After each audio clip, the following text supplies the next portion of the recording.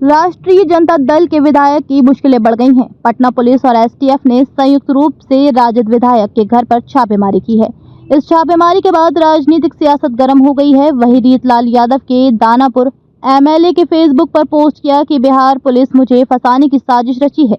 AK-47, AK-56 जैसे हथियार को रखकर पिछले 6 महीने का प्रशासनिक कार्रवाई को देखते हुए मुझे ये भी आशंका है कि मेरे विरोधियों द्वारा कूट रचना कर मेरी हत्या भी कर एवं करवा सकती है।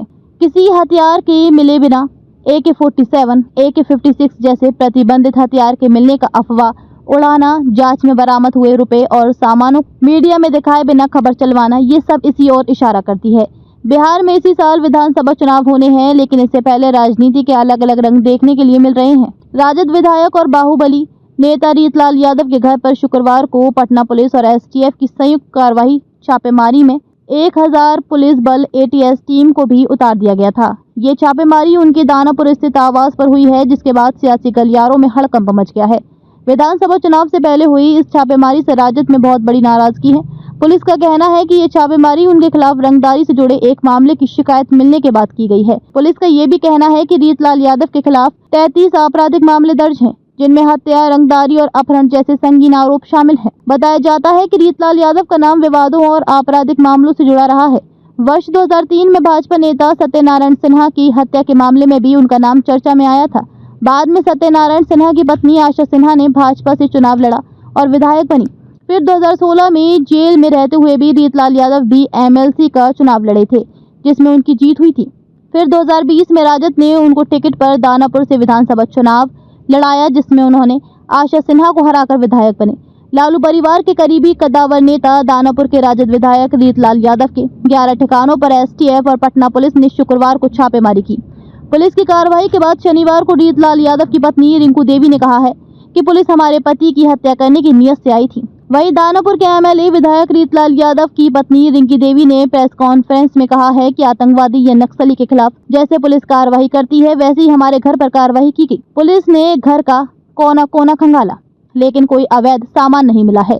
राजद जिलाध्यक्ष दीनानाथ सिंह यादव ने कहा कि छापेमारी के समय घर में सिर्फ रिंकू देवी, उनकी बेटी और एक बेटा मौजूद थे।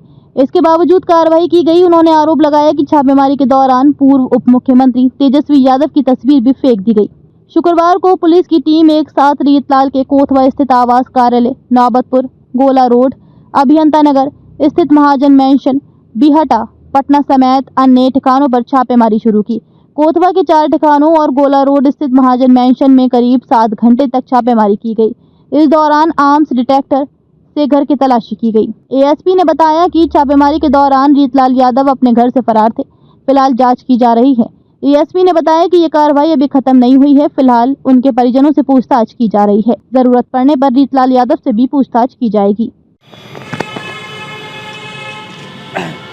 सर, आज रेड पड़ी थी विधायक जी के यहाँ, क्या सब बरामद हुआ? खगौल थाना क्षेत्र में एक आवेदक द्वारा एक प्राथमिक दर्ज कराई गई थी, जिसमें माननीय विधायक श्री रीतलाल यादव और उनके सहयोगियों पर बड़े ही संगीन उसमें आरोप लगाए गए थे, जिसमें डॉक्यूमेंट सोर्स करना, साथ ही साथ एक्सटॉर्शन मांगना और जान से मारने की धमकी देना, ये सारे बड़ी संगीन थे। संगठित अपराध को बढ़ावा देना, उसी के आलोक में हम लोगों ने माननीय न्यायालय से सर्च वारंट लेके इसमें विभिन्न उनके और जो सहयोगी थे उन पर छापेमारी की।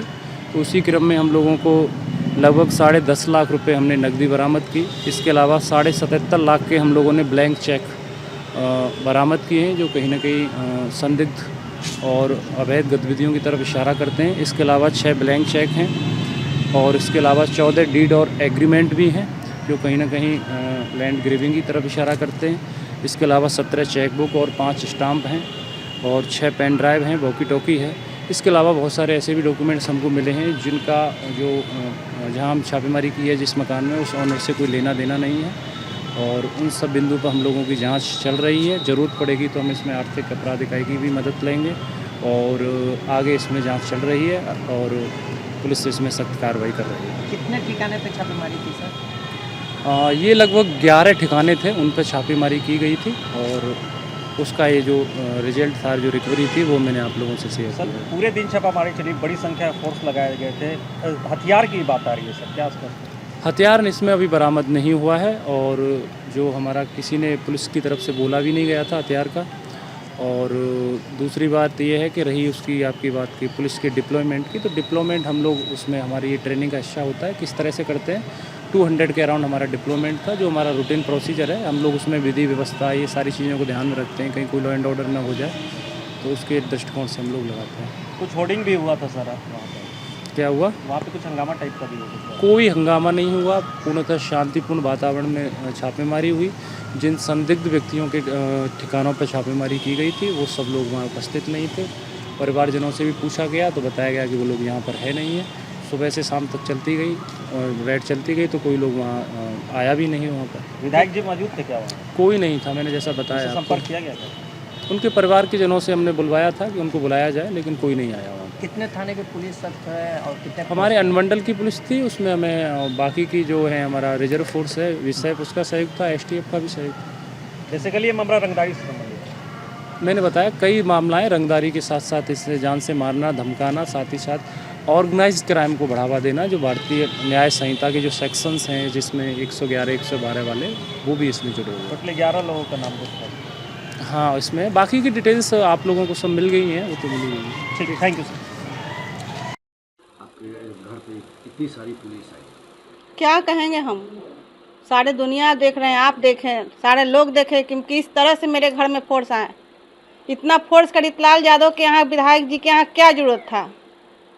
वो तो आतंकवादी के यहाँ आता है। ये तो माननीय थे, तो माननीय के यहाँ आतंकवादी तो नहीं तो हम लोग रखे हुए हैं। मेरे पति को वो लोग मारने आए थे और वो 6 महीने से लगे हुए हैं मेरे पति को मारने के लिए। कल उनको पक्का इन्फॉर्म था कि वो घर में हैं, इसलिए पूरे फोर्स के साथ आए थे, पूरे तैयारी के साथ आए थे मेरे पति को मारने के लिए। मार के उनको सामान दे देता कि हमको वो गोली चलाए तो हम उसको काउंटर कर दिए उसके घर में, इसलिए मेरे पति पे आए हैं। अभी चुनाव है 6 महीना बाद, सोच रहे हैं कि उसको किसी तरह से इसको ख़त्म कर दिया जाए कि दानापुर का सीट खाली हो जाएगा। राजनीति की वजह से किया जा रहा है। और मेरे पति क्या किए हैं जब से जेल से आए हैं, किस तरह से मेरे घर में किया जा रहा है, हम लोग को बेइज्जत। सारे सामान मेरी बेटी का शादी में मिला था, सारे वो लोग गिफ्ट फाड़ दिए हैं, गिफ्ट फाड़ के पैसा निकाल लिए हैं, सारा कपड़ा लत्ता छोड़ दिए हैं, बाकी सारे पैसा निकाल लिए हैं। कितना पैसा बरामद? पैसा 3,30,000 निकला है, उससे ज़्यादा पैसा नहीं था। मेरे सामने वो लोग गिने हैं और वो बोले कि 10 लाख रुपया निकला है। झूठ है? हाँ, झूठ है। मेरे सामने अभी मेरा बेटा का कागज़ पे हम साइन किए हैं 3.5 लाख रुपया पे, 3,30,000 पे। गलत बहुत गलत तरीके से मेरे घर में आए हैं। क्या किया है कल पुलिस आपके घर में आकर? क्या नहीं किए वो लोग, क्या नहीं किए, सारे तरह से वो लोग कर चुके हैं। क्या चाहते हैं हम लोग? सेफ चाहते हैं। आखिर मेरे पति क्या किए थे? कितना फोर्स लाने के क्या जरूरत था? यहाँ बॉर्डर का लड़ाई नहीं ना चल रहा था। पुलिस कल कितने बजे आई थी? पुलिस मेरे यहाँ 1 बजे आई है। कब गई थी? 6 बजे गए हैं। क्या वो लोग और कुछ भी बोले कि अपने हस्बैंड को बुलाइए, रितलाल जी को बुलाइए, विधायक जी को बुलाइए, विधायक जी का रूम कौन है, विधायक जी कौन रूम में सोते हैं? तो बोले कि सारे रूम तो उन्हीं का है, सारे रूम में सोते हैं। अपना परिचय? मेरा नाम रिंकू कुमारी हुआ, उनका पत्नी हुई है।